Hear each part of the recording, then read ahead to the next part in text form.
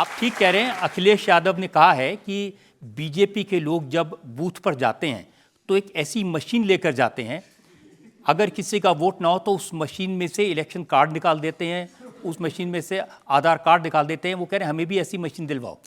मुझे ऐसा लगता था कि इधर से आलू डालो उधर से सोना, ये राहुल जी की यूएसपी है। अब ये यूएसपी अखिलेश जी तक भी चली गई। अखिलेश जी तो अच्छे थे, ऐसे नहीं थे। ये भी ऐसी बात अगर करेंगे तो फिर भगवान मालिक है, ऐसे नेता अगर हमारे देश में रहेंगे तो क्या होगा इस देश का। इलेक्शन पर मैं आपकी बात मान लेता हूं कि ये लोग जो कह रहे हैं शायद वो सच ना हो, ना ईवीएम की बात, ना वोट बढ़ाने की बात।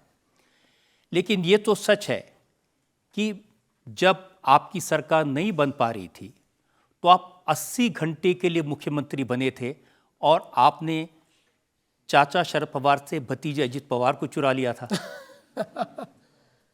देखिए, वो जो 80 घंटे की सरकार थी वो चाचा शरद पवार जी से बात करके हम लोगों ने तय किया था, क्योंकि जिस समय हमारे ध्यान में आया कि हमारे साथ चुनकर आए हुए उद्धव ठाकरे जी ने हमारी पीठ में खंजर घोंपा है और वो हमारे साथ नहीं आ रहे हैं, उस समय चाचा जी ने हमारे पास दूत भेजे।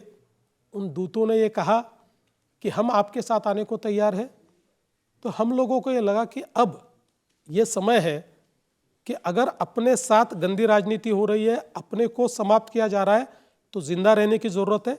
इसलिए हमने चाचा जी से बात की, चाचा जी ने सारी चीज़ें तय की, चाचा जी के कहने पर ही हम लोगों ने सब निर्णय किए। पता नहीं चाचा जी क्यों पलट गए। चाचा जी पलटे लेकिन भतीजे जी नहीं पलटे। तो भतीजे जी ने कहा कि चाचा जी पलट गए लेकिन मैं आपके साथ में हूँ। तो भतीजे हमारे साथ आ गए, तो हम लोगों ने शपथ ले ली।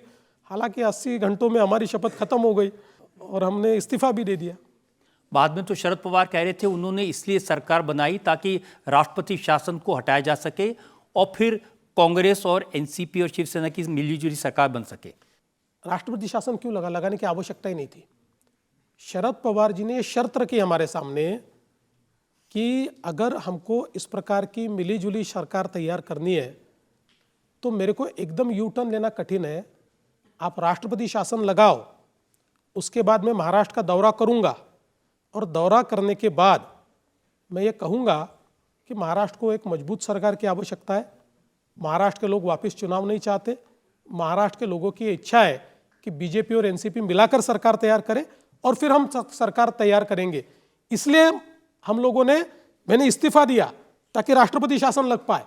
और सारी राष्ट्रपति शासन ऐसा नहीं लगता है, राज्यपाल जी ने सभी को पत्र लिखा कि आप बनाना चाहते हो, आप बनाना चाहते हो, आप बनाना चाहते हो। सबने कहा नहीं। ऐसा ही पत्र ये शरद पवार जी की पार्टी को भी लिखा और शरद पवार जी की पार्टी का जवाब मेरे कंप्यूटर पे टाइप हुआ कि हम नहीं बनाना चाहते और आप राष्ट्रपति शासन लगाइए, क्योंकि उनके साथ मिलकर हमने ये किया था। इसलिए राष्ट्रपति शासन जो लगा उनके कहने पर लगा था और उसके बाद वो पता नहीं क्यों बदल गए। उन्होंने बदलने के कारण हम लोगों की सरकार चली गई। देखिए, आप इतने अनुभवी नेता हैं, शरद पवार पर भरोसा कर लिया। वो तो खुद अपने ऊपर भरोसा नहीं करते। नहीं, देखिए क्या है कि कभी कभी ऐसा होता है ना कि आदमी बदलता भी है। तो हमको लगा कि चलिए अब इनसे बातचीत इतनी हो रही है, अच्छी बातचीत हो रही है, तो इसको आगे ले जाए। हाँ, ये बात है कि उन्होंने जो एक पॉलिटिक्स में कई बार उनके पर्सनैलिटी के साथ जोड़ा गया है कि लोग कहते हैं कि शरद पवार जी अगर बॉम्बे जाना चाहते हैं तो कलकत्ता का बोर्डिंग कार्ड दिखाते हैं, तो उसी प्रकार से हो गया ये। अब ये भी कहा जा रहा है कि आप इतनी जल्दबाजी में थे वापस मुख्यमंत्री बनने की, आपने उन पर भरोसा कर लिया और उसके बाद आपने अजित पवार को अपने साथ ले लिया। वो अजित पवार जिनके बारे में मोदी जी ने पब्लिक मीटिंग में कहा था कि 70 लाख करोड़ रुपए के घोटाले इन्होंने किए हैं। देखिए, पहली बात तो यह है कि एनसीपी के साथ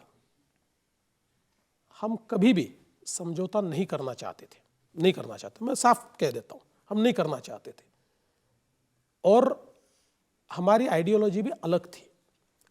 लेकिन राजनीति में एक समय ऐसा आता है जिस समय आपको रेलेवेंट रहना पड़ता है, और जब हमने पूरी शिद्दत के साथ शिवसेना को साथ में लेकर, उद्धव जी को साथ में लेकर, उनकी भी पार्टी को चुनकर लाया, अपनी भी पार्टी को चुनकर लाया, और कुर्सी के लिए उद्धव जी ने हमारे साथ जिस समय धोखा किया, उस समय हमने ये तय किया कि देखिए, अगर इस प्रकार का अलायंस ये करके हमको इर्रेलेवेंट बनाते हैं तो हमको रेलेवेंट रहना जरूरी है, और रेलेवेंट रहने के लिए राजनीति में कभी कभी कॉम्प्रोमाइजेस करने पड़ते हैं, और इसलिए हमने कॉम्प्रोमाइज, मैं मानता हूं ये कॉम्प्रोमाइज है, ये हमने किया कॉम्प्रोमाइज।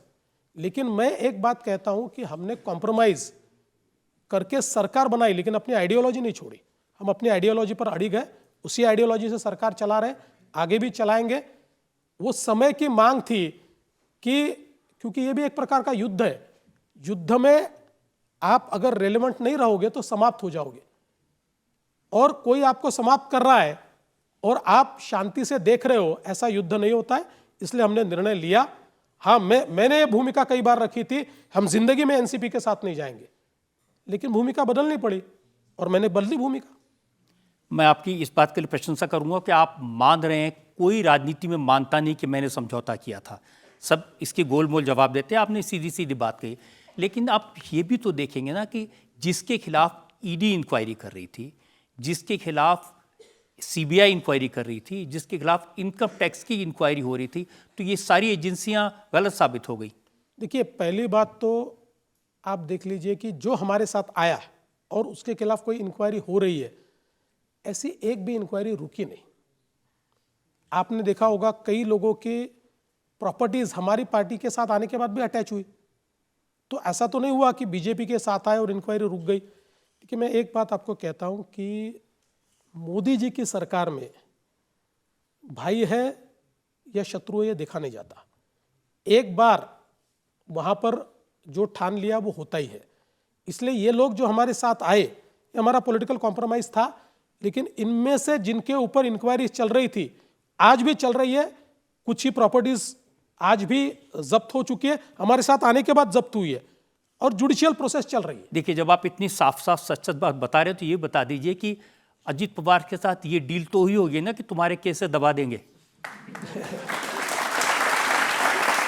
ऐसे कोई क्यों आ जाएगा? मैं आपको, चूंकि आप मेरे जितना ही मोदी जी को जानते हैं, मोदी जी डील करने वालों में से नहीं है, और मोदी जी का कोई पार्टी का व्यक्ति डील नहीं कर सकता।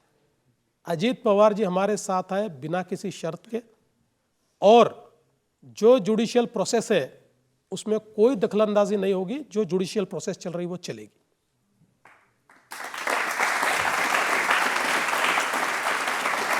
तब फिर तो लोग ये कहेंगे कि भाई भारतीय जनता पार्टी तो वॉशिंग मशीन है, इसमें आया धुला साफ सुथरा होके वापस। तो इसको उल्टा भी कहा जा सकता है। जब लोग वो वहां रहते तो सब लोग कहते कि अच्छे ही है, अच्छे ही है, अच्छे ही है। हमारे पास आने के बाद गाली देते और बोलते वॉशिंग मशीन में चला गया। अरे आपके पास था तब तो आपको अच्छा लगता था, आप उसके चुम्मे भी लेते थे, उसको गले भी लगाते थे, और हमारे पास आ गया तो कहते वॉशिंग मशीन है। तो दोनों तरफ से इसको देखा जा सकता है, पर हम किसको धोएंगे नहीं, और धोएंगे तो ठीक ढंग से धोएंगे। अब चलते चलते ये भी बता दीजिए कि ये चाचा भतीजा शरद पवार अजीत पवार साथ आने वाले हैं। देखिए, ये तो चाचा और भतीजा ही कह सकता है, बेगानी शादी में अब्दुल्ला दीवाना क्यों बनूं मैं, वो तो वही बताएंगे।